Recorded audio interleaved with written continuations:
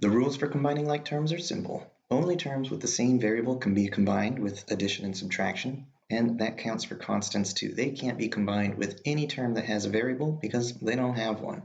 We're going to add just one more rule to this list.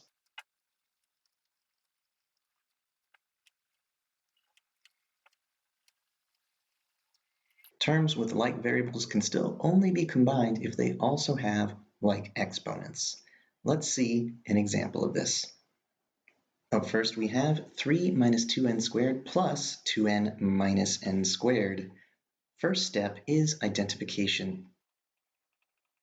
Simply put, we need to know what the different types of terms are. So when I look at this problem, I notice that our first term is a 3, a constant. It doesn't have n, it doesn't have n squared, and all of the other terms have some type of variable associated with them.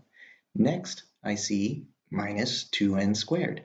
I'm going to consider this a negative 2n squared, even though technically that is a minus sign. Oftentimes they are quite interchangeable. A big mistake that I want you to watch out for and avoid is thinking that these two are like terms, especially since they even both say 2n. But be careful, our third rule that we added said that they must have like exponents. It doesn't say anything about like coefficients. So this minus 2n squared and this positive 2n actually are not like terms. However, this one is. There's an exponent of 2 and an exponent of 2. Those are like terms. And our final type of term is the 2n that doesn't have an exponent, or rather has an exponent of 1. Those are the three types of terms that we have, and therefore step 1 is done. With that done, we move on to step 2, which is separate. Here's where we take our problem and we break it down into smaller pieces, because a big problem might be complicated, but it's full of small, simple steps. Now, where to start with this? Now, technically, it doesn't really matter what you deal with first, because as long as everything is properly combined, then you have successfully combined those like terms. However, mathematicians will typically deal with the variables in alphabetical order, and they'll deal with the exponents that are largest first. So I'm going to first write negative 2n squared, and then I'm going to be adding to that. After all, don't forget, this is an addition problem, a negative n squared. So the thing to notice about this is we have a plus and minus next to each other, and that simplifies, well, a positive times a negative. After all, parentheses do mean times. So this is a positive times a negative. This is going to be negative 2n squared minus n squared. So if I have negative 2n squareds and I'm taking away another one, then I have negative 3n squared. Up next, well, the next smallest exponent is actually going to be the 2n. After all, don't forget that it has an exponent of 1. And therefore, 2n would be the next part, but it doesn't have anything to combine with. So we're actually done with that part of the problem right there. Not only that, we do have to still keep in mind this is an addition problem, so we might have to worry about, this is a positive 2n. If this was a subtraction problem, that might be different. But because it's addition, it's not something that we really have to worry about. And then finally, we move on to the constant. This one doesn't have a variable, and that's why we deal with it last. And now that we've identified all of the pieces, combined the one piece that we could, we put it all back together. My final answer for this problem is going to be negative 3n squared plus 2n plus 3. And that is the simplified version of my original problem, because step 3, which I just did here, is combine. I took all of the pieces that I had separated, I put them all back together, and that's my answer.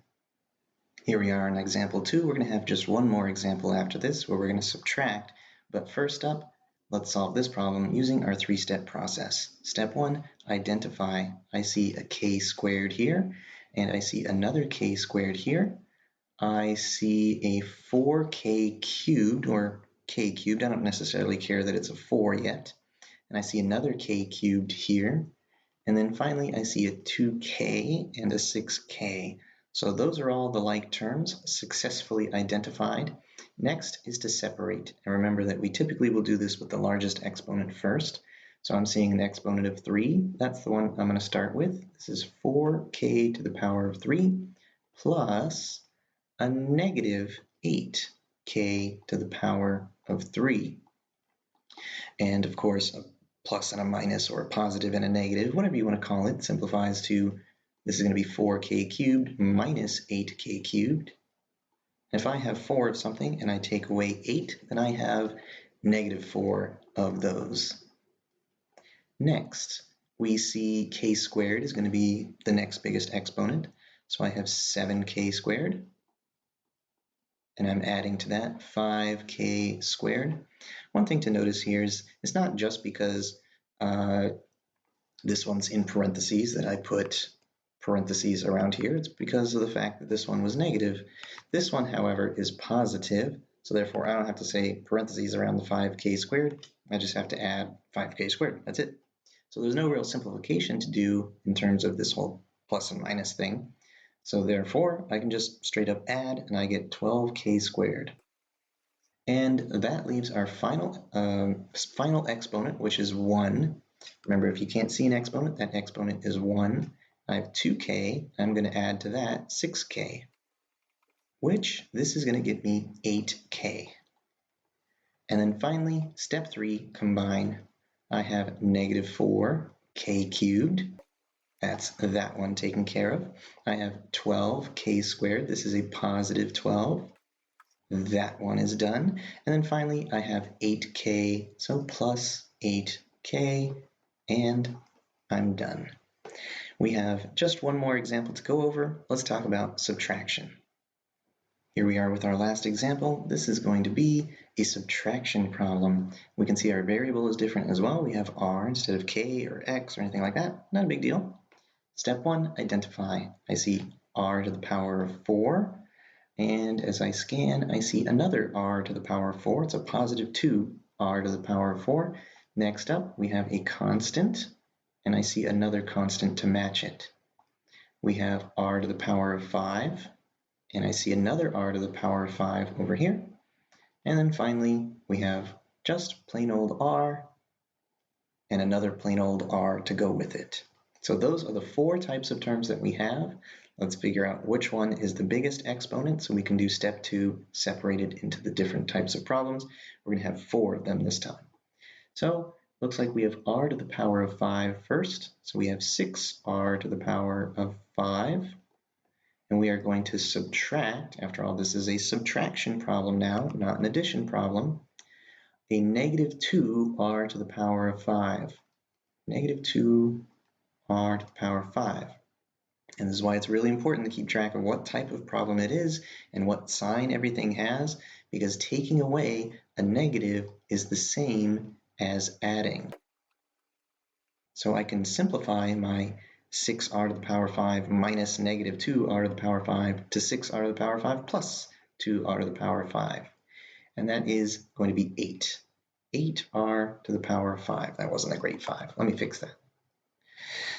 Up next, looks like the next biggest power is a 4. So negative r to the power of 4 minus, from our subtraction problem, a positive 2 r to the power of 4.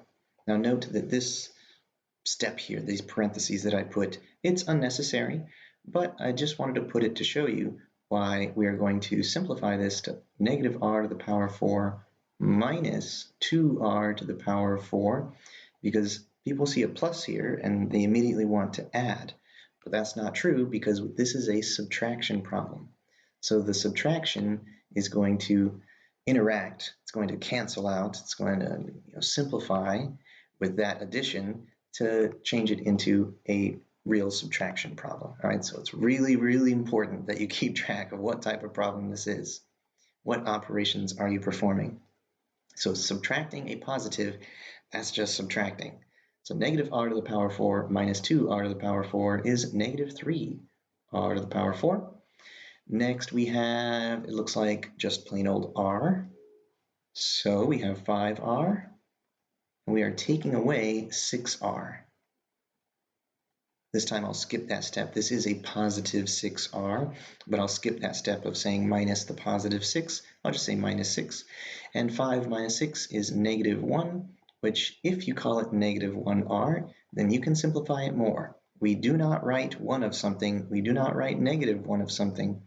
If it's positive, we just say the variable. If it's negative, we say negative and then the variable name. And then finally, that leaves us with the constants. I have 5, and I'm taking away 4. Once again, I don't have to say minus positive 4, but I could, but it would simplify to just 5 minus 4. And do we really need to spend time on that one? It's 1. So that all done, put everything back together. Step 3, combine. 8r to the power of 5 minus 3r to the power of 4 minus r, and this is a positive 1. That is this problem simplified, and with that, we're done. I hope this made sense. Take good notes on it. Let me know if you have any questions, and I will see you again next time. Bye-bye.